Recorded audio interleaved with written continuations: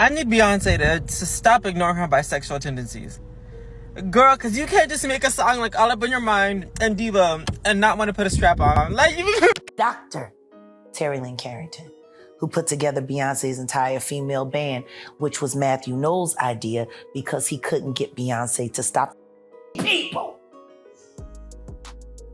Guess you didn't know your daughter well enough because she just started autograph. Okay, so y'all need to grab a seat for this one because industry insiders are reporting that Jay-Z has allegedly forced Beyonce to cut her relationship with her alleged lesbian partner to avoid anything that may put the family in more public scrutiny. Now, those Beyonce lesbian rumors have been floating around for years, but the Bayhive has always come through, swinging, shutting down every single whisper. But with Jay-Z now under serious fire for refusing to take a paternity test for the man claiming to be his son, folks are saying he's doing damage control fast. And the last thing he wants is for someone to come out with receipts that could blow the lid off Beyonce's alleged secret life. All right, y'all, here's the real tea. Jay-Z is once again in the hot seat after filing another injunction to block the court from making him take a DNA test. This is all tied to Remir, who has been claiming for years that Jay-Z is his father. And let's be real, a lot of folks are starting to believe it, especially since Jay's reportedly dropped hundreds of thousands on legal fees just to avoid a test that would cost less than $500. Like, make it make sense. But while he was getting all the smoke in the media, industry insiders reported he put Beyonce on strict lockdown. According to the source, Jay-Z told Beyonce, though, lay low and cut off anything or anyone that could land her in the headlines. And yes, that reportedly includes her rumored secret lady lover, because let's face it, the last thing the Carters need right now is someone coming out with receipts that could expose Beyonce and shake up their carefully polished public image. Now, for those of y'all who may not know, the rumors about Beyonce possibly being into women have been floating around for over a decade. It all allegedly started when rapper Emil featured Beyonce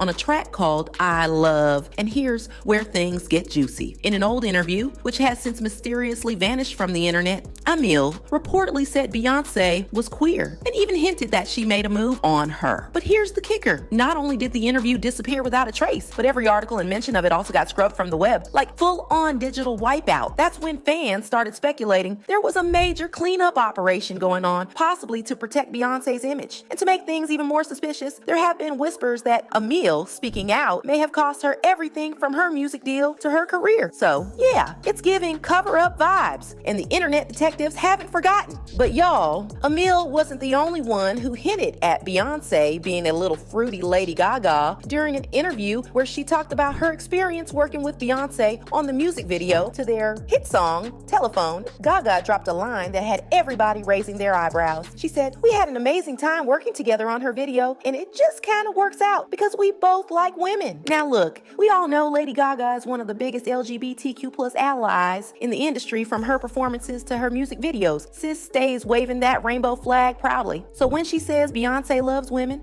it's hard not to take that seriously. But y'all, it gets even deeper. There's a blind item that dates all the way back to 2007, and it had the blogs buzzing. The tea? It claimed that Beyonce was frequently seen hanging out a little too comfortably with a group of girls, and not just in a friendly way. Beyonce was spotted at the box on Thursday night with 3 girlfriends enjoying the club's risque show, surrounded by a huge bodyguard and protective curtains around their table. Beyonce was really making the most of the burlesque strip show. She was on the table in the VIP balcony cheering loudly as 2 girls got naked and licked each other's feet. She stayed until 3:30 in the morning. Y'all remember what I said earlier about that whole cover-up vibe, like someone's been working overtime to clean up Beyonce's digital footprint? Well, here's another one that mysteriously vanished from the internet. There was an interview with a woman who claimed she once went clubbing with Beyonce and things got real spicy. According to her, she was dancing on Beyonce's lap when Bey leaned in and whispered, "Don't start what you can't finish."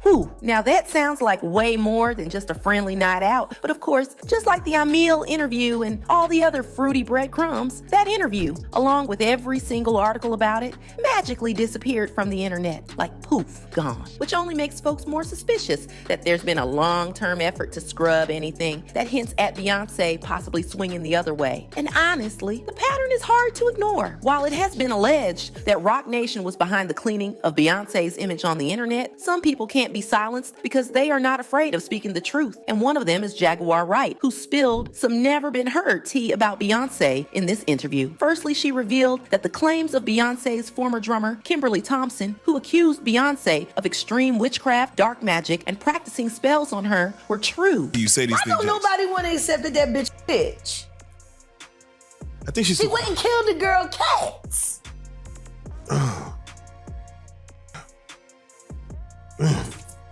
Okay. A girl went to court and charged her with extreme witchcraft. She was hypnotized. She was drugged. Beyonce came and she was in there eating on her and shit while she was asleep. Snacking on his bitch, killing people cats. And guess what? They wouldn't give her the restraining order. They just told her to stay away from Beyonce and work for somebody else. Guess what? She's having a hard time finding work too. Jaguar then spilled the tea on how Beyonce was into girls, and her dad knew all about it. So for word about her sexuality hit the media, her father devised a plan and set her up with an all-female band. But in no time, Beyonce started hooking up with her band members. Dr. Terry Lynn Carrington, who put together Beyonce's entire female band, which was Matthew Knowles' idea because he couldn't get Beyonce to stop people. Guess you didn't know your daughter well enough because she just started all the girls.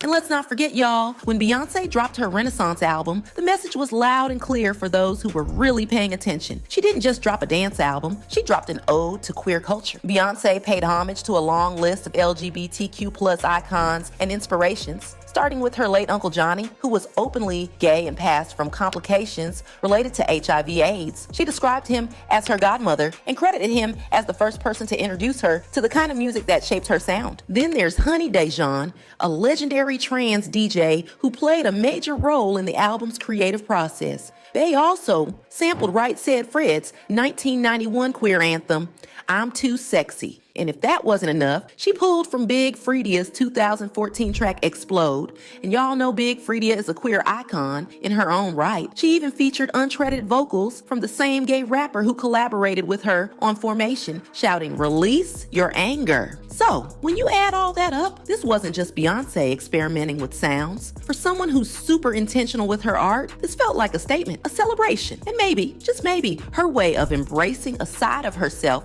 that's been whispered about for years. Now here's where it gets even messier. Industry insiders are saying Beyonce wasn't exactly thrilled about Jay-Z allegedly telling her to cut ties with her rumored lesbian partner just to help him manage his own drama. Apparently, Bey felt some type of way about having to sacrifice her personal happiness just to keep the empire's image squeaky clean, while Jay continues dodging accountability left and right. And while sources say she may have gone along with it for now to protect the brand they've built together, word is she's not happy about it, because let's be real, Beyonce has always shown up and held down her end of the marriage, even while Jay-Z's past continues to haunt him, from public cheating scandals to the current paternity test drama. So now the big question is, how is Beyonce handling the situation moving forward? One thing about Queen Bey, she's quiet until she's not, and when she moves, it's always intentional. Jay-Z asking Beyonce to cut away from her lesbian relationship had fans talking, and they left comments saying, Beyonce and Jay-Z's marriage is a very convenient business arrangement.